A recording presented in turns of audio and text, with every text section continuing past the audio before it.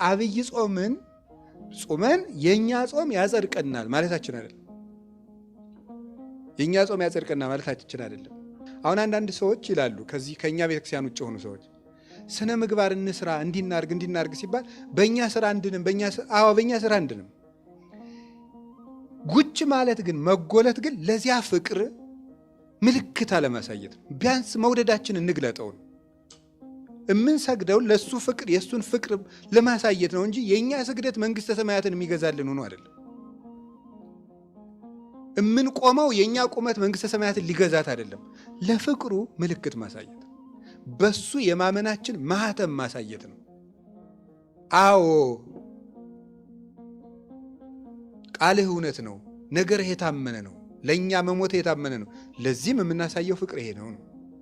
ለምንወደው ክርስቶስ የምናሳየው ነው አብይ ጾም እና ትንሽ ትልቁ ሁሉንም ጾም መጾም አለበት። ይሄንን ደግሞ በተለየ አሁን ብዙ ሰው ምን ይላል? እንዲሁ ኦርቶዶክስ መሆን ያደክማል። ምክንያቱም ጾሙ ቀኑ ምንድን ነው? በጣም ብዙ ነው። እስኪ አብይ ጾም 55 እሺ፣ ጾመ ሐዋርያት 40 እስኪ እናድርገው። እሺ በሉ ደግሞ 95 ጾመ ነቢያት 44 139 መጣ። ፍልሰት 16 ነነዌ 3 እሺ ዓርብ ረቡዕ 52 ነው የሚመጣ 52 አማል ግን የሚቀነስ ይኖራል። እስቲ 52 እናድርገው ዝም ብለን 52 ሳምንት ነው አመቱ። ስንት ይመጣል? አዎ ይሄን ያህል ጾም አላት ከአመቱ ማለት ነው። እና ምንድነው አመት ሙሉ እንዳንበላ የምታረገን እቺ ቤተክርስቲያን። ክህነት ሲሰጥ በጾም ነው የሚጀመረው። አሁን ይኖር አለ እንጂ አባቶቻችን ዲቁና ሰጠው ለዲያቆኑ ምን ይሰጡታል? ጾም ይሰጣል። ቅስና ሰጠው ለቄሱ ምን ይሰጡታል? ጾም። ክህነት ገድል ነው፣ ለሱም ጾም ይሰጣል። ሰው ሲበላ ምንድን ነው የሚያደርገው? ሰውነት አይምሮ ጭምር ምግብ በመፍጨት እንደሚሳተፍ ታውቃላችሁ አይደል? ልብም ጭምር አይምሮም ጭምር ይሳተፋል። እና ጭንቅላት ይሄ አይምሮአችን አስተዳዳሪ ነው። ያው እንደ አበምኔታችን ማለት ነው። ጭንቅላት ምንድን ነው? አስተዳዳሪ ነው። ማንን የሚያስተዳድር? እጅን፣ እግርን፣ ኩላሊትን፣ ሳምባን፣ አጠቃላይ ሰውነትን ማን የሚያስተዳድር? ይሄ ነው የሚያስተዳድረው።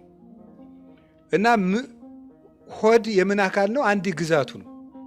የማን? የጭንቅላት። እና ምግብ አጥብቆ ሲሰጠው ምግብ መፍጨት በግዛቱ ውስጥ በጣም ከፍተኛ ስራ ስለሆነ እዚያ ላይ ይጠመዳል። እዚያ ላይ ሲጠመድ ማሰብ አይችልም ነው። ማሰብ አይችልም። ምክንያቱም ያንን ግዛቱን በማስከበር ተጠምዷል ማለት ነው።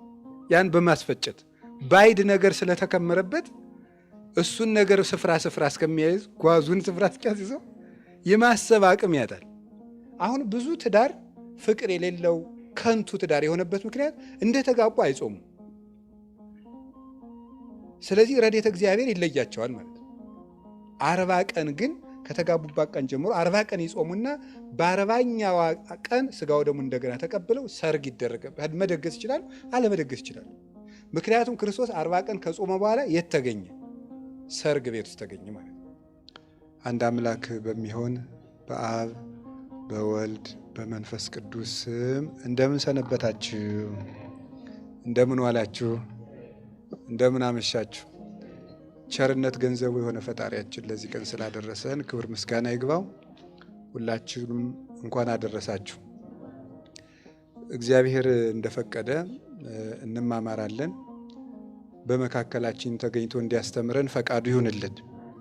እንደ እግዚአብሔር ፈቃድ የምንማማረው ስለ አብይ ጾም። እንግዲህ ጌታችን መድኃኒታችን ኢየሱስ ክርስቶስ የጾመው 40ው ቀን በነገው ዕለት ነው የሚገባው። ከቅድስት እሁድ ጀምሮ ቀጥሎ ባለው ሰኞ ነው ጌታችን ኢየሱስ ክርስቶስ የጾመው 40ው ጾም ሰኞ ነው የሚገባው። የሰው ልጅ በጊዜ እውቅ በታወቀ በተሰፈረ በተለካ ጊዜ ከመብል መከልከሉ ጾም ይባላል።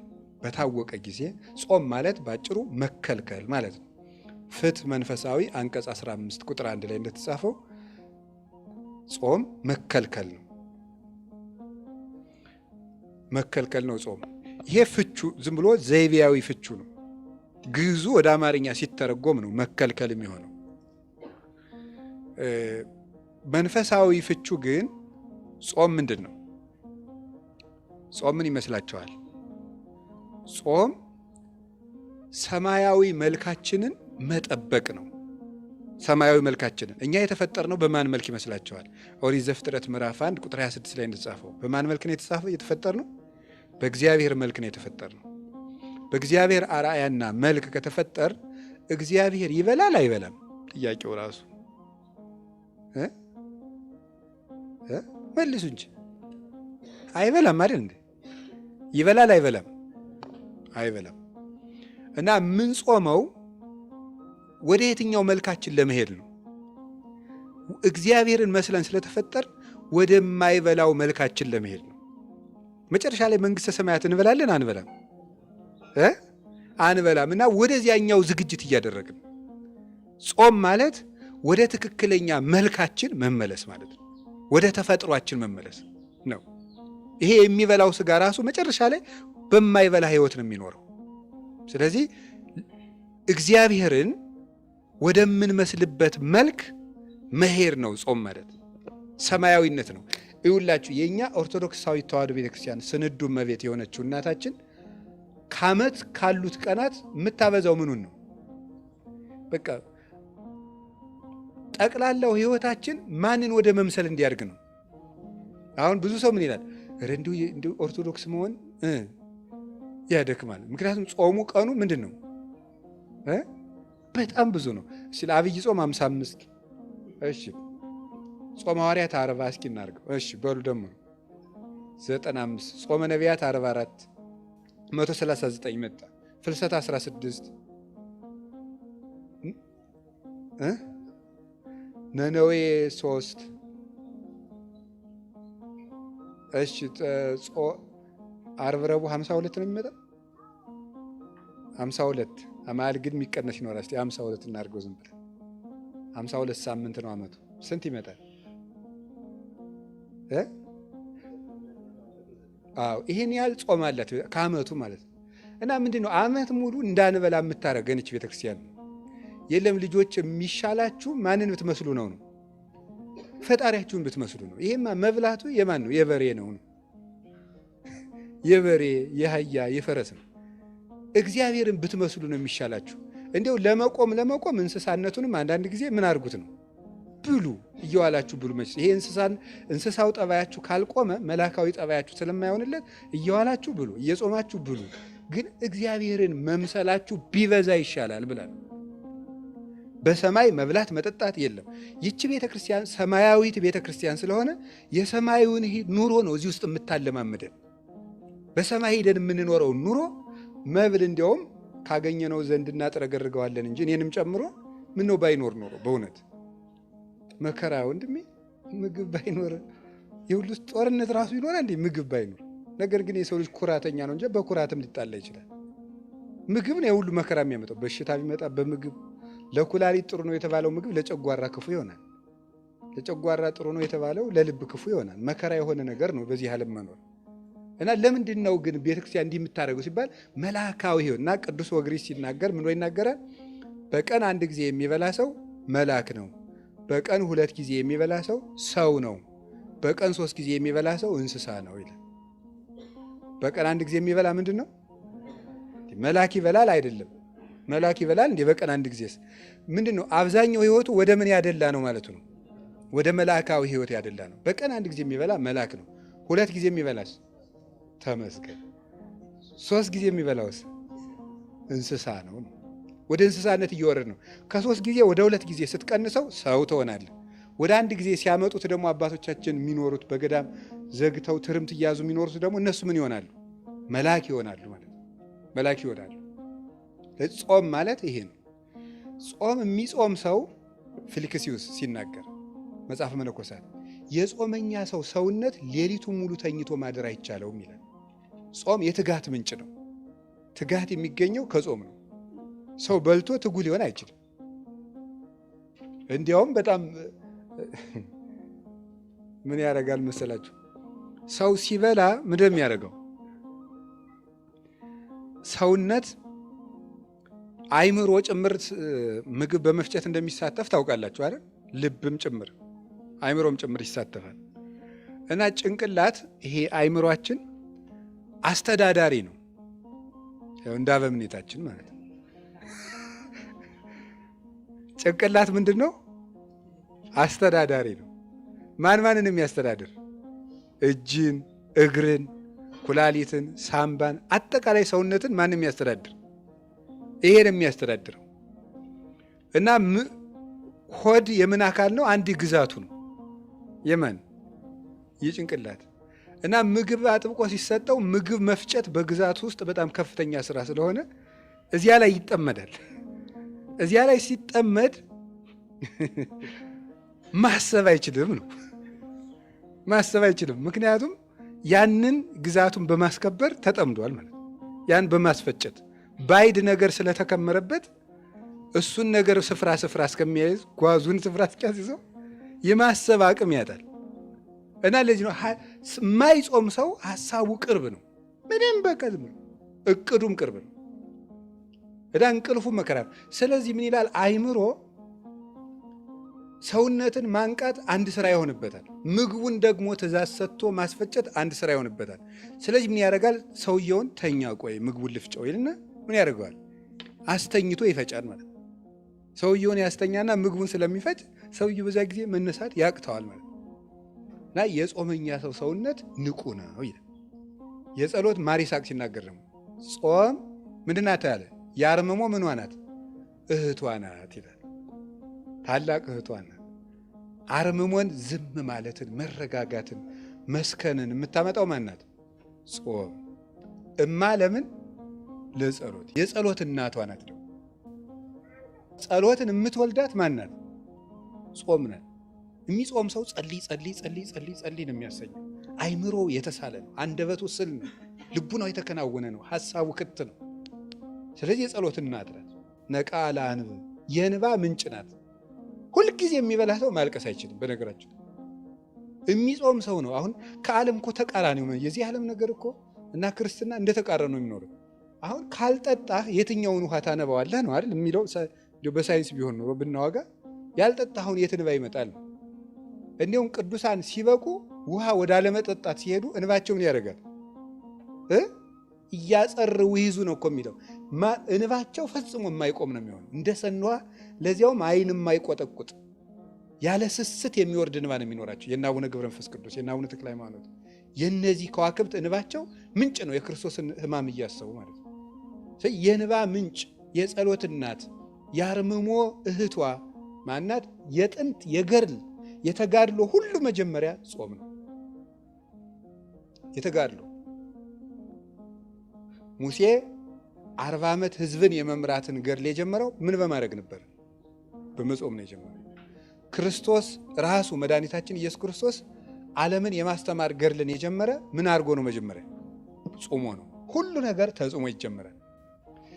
ክርስትና ስንነሳ ቅዳሴውን የጀመርነው ምን አድርገን ነበረ? ጾመን ነው የጀመረው። ቅዳሴ ከተገባበት ጀምሮ እስከምንቆርበት ሰዓት ህፃናት ይጾማሉ። ታውቃለች? ይጾማሉ። ጌታቸው ተጠምቆ ምን አድርጓል? ጾሟል። እነሱም የእናታቸውን ጾም ቅዳሴ እስኪያበቃ ይጾማል። እየተሳተፉ ነው። የፈለገ ያለቅሱ ስጦታ አይሰጥ። ቅዳሴያን መጾም አለባቸው። ጾም መጀመር ነው። ጋብቻ የሚያገቡ ሰዎች በጾም ነው ትዳራቸውን የሚጀምሩት። ተበወር ሰርጉ ከተፈጸመበት ቀን ጀምሮ ተክሊል ይፈጸምና ተክሊል ከተፈጸመ በጋራ ከቆረቡ በኋላ በተክሊልም ካልሆነ በቁርባን የሚጋቡም ከሆነ ድንግልና የሌላቸው በቁርባን ካገቡ በኋላ 40 ቀን የመጾም ግዴታ አለባቸው። ትዳር ለምን? ገርል ነዋ። ገርል እኮ ነው። ማረፊያ አይደለም፣ ድግስ ቤት አይደለም፣ ገርል ነው። እንኳን ከሰው ጋር ብቻን መኖር ከባድ ነው አይደል? ሰው እኮ ሲያገባ ከቀላል ወደ ከባድ ነው፣ ከከባድ ወደ ቀላል ነው የሚሄደው። ያው ከቀላል ወደ ከባድ ነው የሚሄድ። ሌላ ሰው ጋር ጨምሮ እንዲያ ማለት ነው። የሌላ ሰው ጭምር ሐሳብ ድሮ እንዳሰብክ ትተኛለህ፣ እንዳሰብክ ትበላለህ፣ እንዳሰብክ ትተኛለህ፣ እንዳሰብክ ትነሳለህ። ሰው ስትጨምር ግን እንዳሰብክ ምን የት ነው የምትሄድ? ጠያቂ አለህ ማለት ነው። አለቃ አለህ፣ ተቆጣጣሪ። ስለዚህ ገርል ነው ትዳር፣ ገርል ነው። ገርሉን የምትጀምረው ጾመህ ነው። 40 ቀን ይጾማል። አሁን ብዙ ትዳር ፍቅር የሌለው ከንቱ ትዳር የሆነበት ምክንያት እንደተጋቡ አይጾሙም። ስለዚህ ረድኤተ እግዚአብሔር ይለያቸዋል ማለት ነው። 40 ቀን ግን ከተጋቡባት ቀን ጀምሮ 40 ቀን ይጾሙና በ40ኛዋ ቀን ስጋው ደግሞ እንደገና ተቀብለው ሰርግ ይደረጋል። መደገስ ይችላል፣ አለመደገስ ይችላል። ምክንያቱም ክርስቶስ 40 ቀን ከጾመ በኋላ የት ተገኘ? ሰርግ ቤት ውስጥ ተገኘ ማለት ነው። ስለዚህ እሱም ገርል ነው። ምንኩስና ምንድን ነው? ገርል ነው አይደለም? ገርል ዋናው ገርል። ምንኩስና የሚጀመረው ምን ተደርጎ ነው? ተጾሞ ነው። አንድ ሰው ከመነኮሰ በኋላ ስንት ቀን ይጾማል? ከመነኮሰበት ቀን ጀምሮ 40 ቀን ይጾማል። 40 ቀን፣ ለዚያውም ልብሱን ሳያወልቅ ሰውነቱን ሳይታጠብ። እንዲያውም አብዛኛው የመነኩሴ መከራ ያለች 40 ቀኗ ውስጥ ነው። ስቃይ የሆነም ፈተና ማለት ነው። ጠቅላላ የዲያብሎስ ጦርነት የሚከፈተው እዚህ 40 ቀን ውስጥ ነው። አሁን ይህን ማስረዳት አይቻልም። የመነኮሰ ብቻ ነው የሚያውቀው። ብቻ እንዳለው ማሳወቅ ግን ጥሩ ነው። አለው ብቻ ማለት ዝም ብሎ ማለት ምን ያህል ነው መጠኑ? መንኩሳችሁ ወቁት አልላችሁ ነገር። እሱም በጾም ነው የሚጀመረው። ክህነት ሲሰጥ በጾም ነው የሚጀመረው። አሁን ይኑር አለ እንጂ አባቶቻችን ዲቁና ሰጠው ለዲያቆኑ ምን ይሰጡታል? ጾም ይሰጣል። ቅስና ሰጠው ለቄሱ ምን ይሰጡታል? ጾም። ክህነት ገድል ነው፣ ለሱም ጾም ይሰጣል። ሁሉም በጾም ነው የሚጀመረው። ለምን? መዳረሻችን ጾም ነው። መንግስተ ሰማያት ውስጥ የጾም ኑሮ ነው፣ ያለ መብላት ኑሮ ነው። በጾም የተጀመረው በጾም ወደሚኖርበት ህይወት ያደርሳልና ጾም ማለት እንደዚህ ያለ ነው። ጾም ትፌውስ ቁስለ ነፍስ ይላል ደግሞ ቅዱስ ያሬድ። ጾም የነፍስን ቁስል ምን ታደርጋለች? ትፈውሳለች። ወታጸምም ፍትወታተ ኩሉ ዘስጋ፣ የስጋን ፍትወት በሙሉ ጸጥ ታደርገዋለች። አርፈ ቁጭ በል ትለዋለች። ማናት እንዲያ የምታደርገው? ጾም። የነፍስን ቁስሏን የምትፈውሳው ጾም ናት ተብሏል። እንግዲህ ፈውስ ነው፣ ምንጭ ነው ብያቸዋለሁ። መላካዊ ህይወት ነው፣ እግዚአብሔርን የሚያስመስል ህይወት ነው፣ የመንግስተ ሰማያት ኑሮ ነው ጾም። ለዚህ ነው የምንጾመው። ፍኖተ ክርስቶስም ነው፣ የገድል መነሻም ነው፣ የጸሎት ምንጭም ነው። አጋንንትም አይወዱም። ልንገራችሁ፣ አንድ ሰው ገበታ አለ። ገበታው ውስጥ ውሃ እርጥብ ሲሆን ነው ደረቅ ሲሆን ነው ትንኝ የሚመጣው? እርጥብ ሲሆን ነው አይደለም? አዎ እርጥብ ሲሆን ነው። እንደዚህ ሁሉ ከማይጾም ሰው ሰውነት ማን ይሰበሰባል? አጋንንት ይሰበሰባሉ። አጋንንትን ዝንብ ወይም ትንኝ አድርጓቸው ይሰበሰባሉ። ከደረቁ አይሰበሰቡም። አጋንንት ከበው የሚያስጨንቁት የማይጾምን ሰው ነው። የሚጾምን ሰው አይፈትንም ማለት እንዳልሆነ ሁሉ ማለት ነው። እሱ ራሱን የቻለ ጎዳና አለ። ስለዚህ ያስጨንቃሉ። ጥያቄ፣ እሳት እየነደደ እንጨት ብንጨምርበት እሳቱ ምን ያደርጋል? ይጨምራል። እንጨቱን ወጣ ብናደርገውስ ይጠፋል እንዲህ እሳቱ? አዎ። እንጨት ምንድን ነው? ምግብ። እሳት ምንድን ነው? እንደዚያ ነው። ስለዚህ እንጨቱን ወጣ ስናደርገው እሳቱ ምን ያደርጋል? ይጠፋል ነው። ጾም ታጸምም የተባለ ለዚህ ነው። ጭጭ ነው የምታደርገው፣ እረፍ የምትለው እንጨቱን መቀነስ ነው። ይሄ ነው ጾም። ከዚያ አብይ ጾም እንፈታ ነው። አብይ ጾም ደግሞ ታላቅ ጾም፣ ከጾም ደግሞ በላይ ታላቅ ጾም የተባለው ጾም ነው። ይሄ ለምንድን ነው አብይ ጾም ታላቅ ጾም የተባለው የሚለው? እንግዲህ አብይ ማለት ታላቅ ማለት ነው። ጾም ነው፣ ፈታ ነው። ጾም ማለት ይሄ ነው ብለናል። አብይ ጾም ታላቅ ጾም ነው። ለምንድን ነው ታላቅ ጾም የተባለው? የመጀመሪያው የጾመው ምንድን ነው? አብይ እግዚአብሔር ነው የጾመው። ስለዚህ አብይ እግዚአብሔር ታላቅ የሆነ ገናናው እግዚአብሔር የጾመው ጾም ስለሆነ አብይ ጾም ይባላል። ደስ አይላችሁ? እግዚአብሔር የጾመውን ጾም መጾም ማለት ነው። ንጉሱን ተከትሎ መዝመት ማለት እኮ ነው። ዘመቻችን አጋንንትን ለመዋጋት ነው።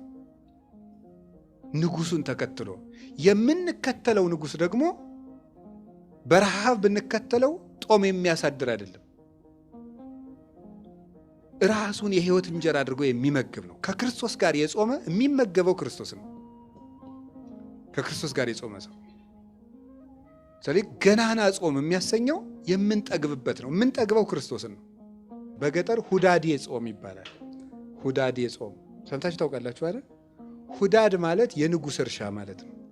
ሁዳድ ኮድድ፣ ኮደደ፣ መኮደድ ይላሉ እነሱ ናቸው። እንዲፍልት ልታስኮድደኝ ነው ይላል።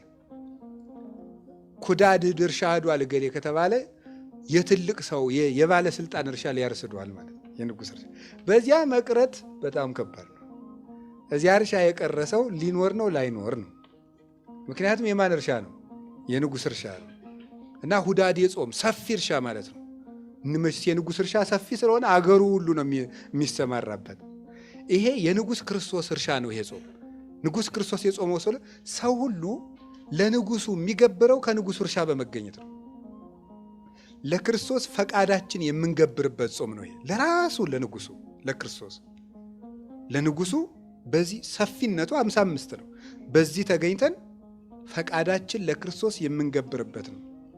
አንተ ለኛ ብለህ ተራብክ ተብሎ ለዚህ ረሃብ የምናሳየው የፍቅር ምልክት ነው እንጂ አብይ ጾምን ጾመን የኛ ጾም ያጸድቀናል ማለታችን አይደለም። የኛ ጾም ያጸድቀናል ማለታችን አይደለም። አሁን አንዳንድ ሰዎች ይላሉ ከዚህ ከኛ ቤተክርስቲያን ውጭ ሆኑ ሰዎች ስነ ምግባር እንስራ እንዲናርግ ሲባል በእኛ ስራ እንድንም በእኛ ስራ እንድንም ጉጭ ማለት ግን መጎለት ግን ለዚያ ፍቅር ምልክት አለማሳየት ነው። ቢያንስ መውደዳችን እንግለጠው ነው። የምንሰግደው ለሱ ፍቅር የሱን ፍቅር ለማሳየት ነው እንጂ የኛ ስግደት መንግስተ ሰማያትን የሚገዛልን ሆኖ አይደለም። የምንቆመው የኛ ቁመት መንግስተ ሰማያትን ሊገዛት አይደለም። ለፍቅሩ ምልክት ማሳየት፣ በሱ የማመናችን ማህተም ማሳየት ነው። አዎ ቃልህ እውነት ነው፣ ነገርህ የታመነ ነው፣ ለእኛ መሞት የታመነ ነው። ለዚህም የምናሳየው ፍቅር ይሄ ነው። ለምንወደው ክርስቶስ የምናሳየው ነው አብይ ጾም እና ትንሽ ትልቁ ሁሉንም ጾም መጾም አለበት። ይሄንን ደግሞ በተለየ የእግዚአብሔር ረሃብ ድንቅ ነው በእውነት። የሀብታም ልጅ ቢርባው እንኳን እንዲያው ያሳዝናል። እንዲያው ሁሉ እያለው እንላለን። እግዚአብሔር የተራበው ረሃብ ነው ይሄ ጾም። ሁሉ እያለው ለሁሉ መስጠት እያበላ የተራቡትን አብልቷቸዋል። ለተጠሙት ውሃ አይደለም ወይንን ያጠጣቸው፣ በኋላ ሲብስ ደሙን ያጠጣ። እሱ ሲራብ የማይደንቀው ሰው ምን አይነት ጭንቅላት ያለው ሰው ነው? ያንን ይዘን ነው የምንጾመው። ስለዚህ ካሳ የተካሰበቀ ነው። 40 ቀን ለአራቱ ባህሪያታችን የካሰው ካሳ ነው። ሁለተኛ አብይ የሚያስብለው ለዚህ ነው። ለእኛ የተደረገ ትልቅ ካሳ ነው። አንደኛ በማንነቱ አብይ እግዚአብሔር ነው የጾመው። ሁለተኛ ትልቅ ካሳ የተካሰበት ነው። በልተን ላመጣነው ዕዳ ጾሞ እየካሰልን ነበር ክርስቶስ። አንዱ ቤዛችን የሚያሰኘው ክርስቶስ ይሄ ነው። እየበላን ነበር ሞት ያመጣን፣ እሱ ጾሞ ካሳ ካሰል እና ትልቅ ዋጋ ነው የተከፈለልን። ሶስተኛ ታላቁን ጠላታችን ነው ድል የነሳልን አይደል? በዚህ ጾም ማን ነው? ዲያብሎስ።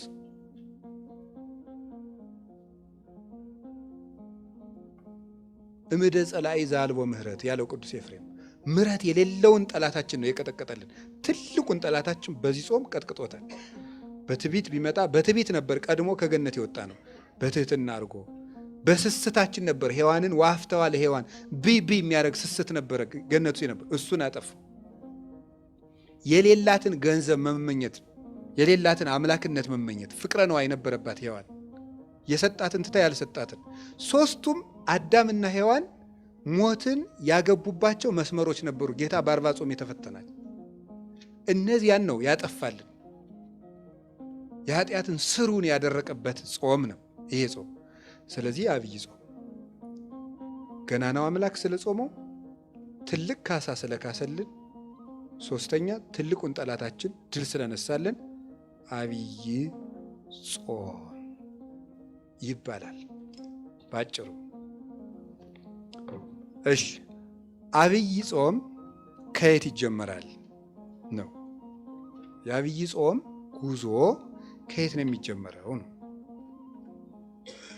የአብይ ጾም ጉዞ የሚጀመረው ዘወረደ ነው። ዘወረደ ማለት ነው እሱ ዘወረደም ላይሉ ነው። ከሰማይ የወረደውን ክርስቶስን ይዘን ነው የምንጀምረው። የአብይ ጾም መጀመሪያ ክርስቶስ መውረዱን መከተል ነው መጾም ማለት። አምላክ ስጋ መሆኑን መከተል ነው ጾም። ዘወረደ እንደኛ ቤተክርስቲያን የሚያስደንቅ ቤተክርስቲያን የለም። በእውነት ቤተክርስቲያን አንዲት ናት። ግን በመዋቅር ደረጃ በኢትዮጵያ ኦርቶዶክስ ተዋሕዶ ቤተክርስቲያን ያለው ስርዓት ድንቅ ነው።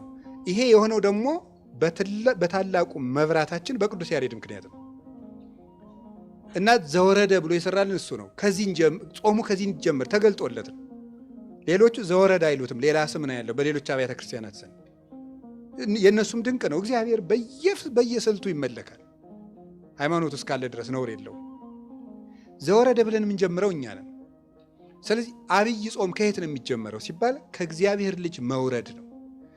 አብይ ጾምን መጾም ማለት የእግዚአብሔር ልጅ እግዚአብሔር ወልድ ወደዚህ ዓለም የመጣውን መውረድ አድንቆ በዚያ ተመስጦ መኖር ነው።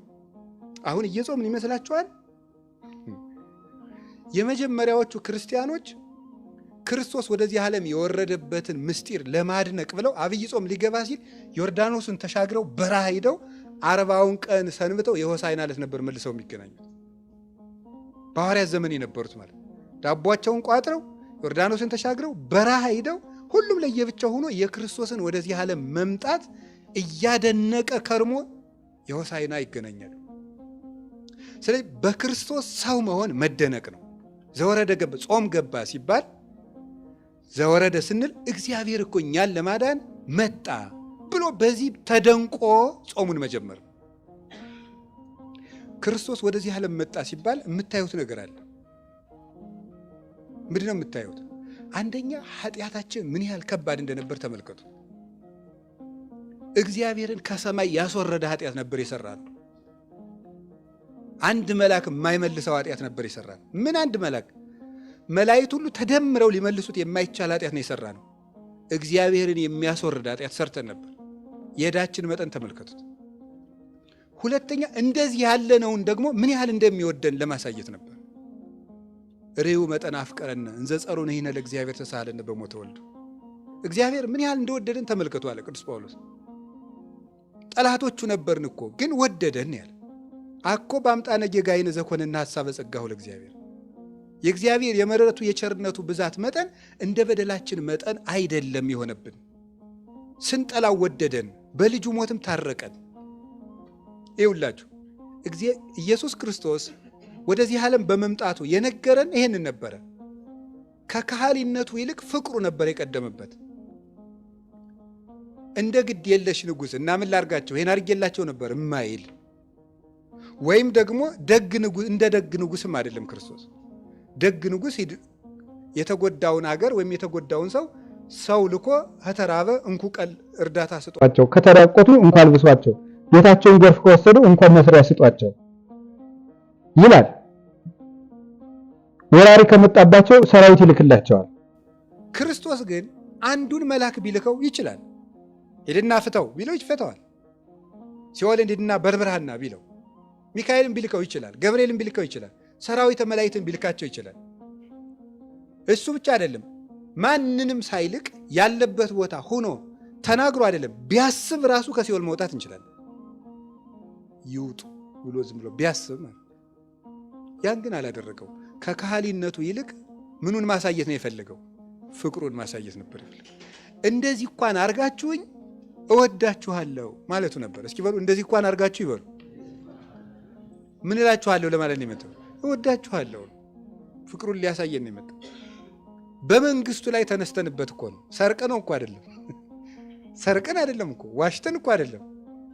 የሰራነው በደል እኮ በምኑ ላይ ነው የተነሳ ነው እንዴ? እናንተ አምላክ ትሆናላችሁ መባል ማንን ገልብጠው ነው አምላክ የሚሆኑት? ወጉ ቀሉ የዋን ምኞቷ እኮ ቀላል መስሏቸው። አምላክ ከሆነች ወይ እግዚአብሔር እኩል ናት ወይ ደግሞ እሱን ታጠፋለች ማለት ነው። በእሷ ሀሳብ በዲያብሎስ እና በእሷ ይሄን እንዲወደን ለማጠየቅ ነው የመጣው። አንድ የሚያሳየን ይሄ ነው፣ የኃጢአታችን መጠን ምን ያህል ከፍ ያለ እንደሆነ። ሁለት እሱ ምን ያህል እንደወደደን። ሶስተኛ የሚያሳየው ሰው ምን ያህል ክቡር እንደሆነ፣ ሰው ምን ያህል ክቡር እንደሆነ ያሳየው። ምን ትዑቱ ሰብ ከመ ትስክሮ ወምን ትዑቱ ጓለ እመሕያው ከመ ትሐውጾ። ሰውን ሰው ሁነ ሥጋ ለብሰህ በምሕረት ትጎበኘው ዘንድ ሰው ምንድን ነው? እንዲሁ ሰው ምንድን ነው? አንተ ሰው እንድትሆንለት ሰው ምንድን ነው? ቸርነትህ ነው እንጂ ማለት ነው። ቅዱስ ዳዊት ይሄን ነበር ያለ መዝሙር 8 ላይ። ሰው ምንድን ነው? አንተን ሰው ያደርግሃል? እንደው ቸርነትህ ነው እንጂ ሰው እንድትሆንለት እንደው ሰው ምንድን ነው? ሰው ክቡር ነው። የቅዱስ ዳዊት አንክሮ ነው፣ ጥያቄም ነው። አንክሮው ሰው ምን ያህል ክቡር ቢሆን ነው አንተ መጥተህ ምን ያልክለት ማለት ነው። አንዱ ፍቹ የሞትክለት ነው። አንተ በአንተ ደም የተገዛ ሰው ምን ያህል ክቡር ቢሆን ነው እንደማለት ነው። እረ ሰው ምን ያህል ነው? ይገርማችኋል እኮ አንድ ሰው ሀብታም ቢሆንና ምን ያህል ቢወዳችሁ ምን ሊያደርግላችሁ ይችላል? በግ ሊያርድላችሁ ይችላል። ክርስቶስ በግ አይደለም ያረደ፣ የገዛ ስጋውን ነው የሰጠን፣ የገዛ ደሙን ነው የሰጠን። ዘወረደ ማለት ይሄ ነው። እኛን ሊያድነን እንዲህ ብሎ ከሰማያት ወረደ። እንዴት እንደሄደ ተመልከቱት። ከልዑል መንበሩ መጣና የሴት ልጅ ለመሆን መጣ። በጣም ነው የሚያስደንቀው። አሁን እኛ ብሎ እናደርገዋል። የሴት ልጅ ሊሆን ነው የመጣ። ማኅፀኗ ሊያድር ጡት ፈጥሮ ጡት ይለምናል። ይገርማል እኮ የፈጠረውን ጡት ለምኖ ይጠባል። በፈጠረው ጀልባ ለምኖ ይታዘላል። የፈጠረውን ውሃ ለምኖ ይጠጣል። ይህን የሚያደርግ እሱ ብቻ ነው። መጣና ሰው ሆነ። ከዚያ ምን አለ? እንዲያው በእናቱ ማኅፀን መኖሩ ማ ድንቅ ነው። እሷ ንጹሕ ንጽሕት ምንም ነውር የሌለባት ነው።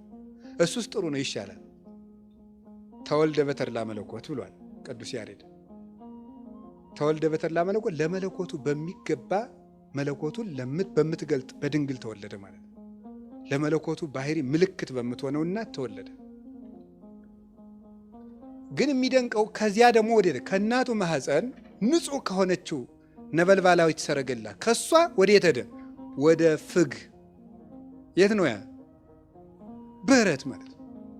ይገርማል። ይሄዳል። ከዚያ ወዴት ነው ሄደው? ወዴት ነው ሄደው? ጭራሽ ሰው መሆኑ ሲደንቀን ደግሞ የሰው እግር ሊያጥብ ሄደ። ይሄ እኮ ነው የሚገርም። እንዲህ ይገርማል እኮ እግር ሊያጥብ ደግሞ እንደው ታጥቆ። አሁን እንዲህ አይደንቃችሁም? ምን ይደንቀናል? ምንም አይደንቀንም እኮ እግር አጠበ። አንድ ጠቅላይ ሚኒስትር እግር እያጠበ በቴሌቪዥን ብናይ ኖሮ እንል ነበር።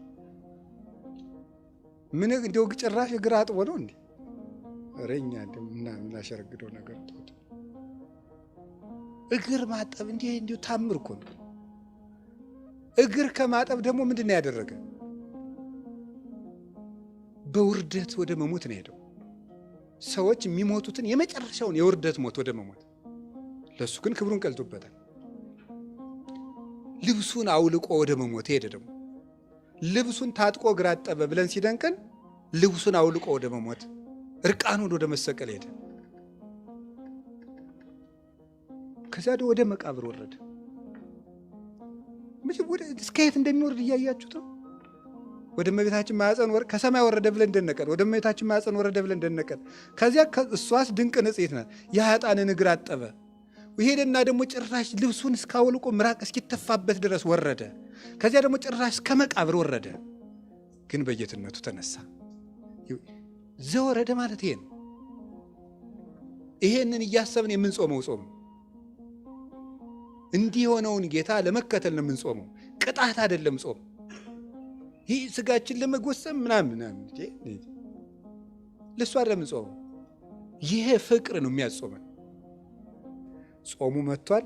በትህትና በንጽህና ከዛሬ ጀምረን ራሳችን አንጽተን እንቀጥል። እግዚአብሔር ሁላችንን የሚያንጻን። ወስብሐት ለእግዚአብሔር። ይቆየን።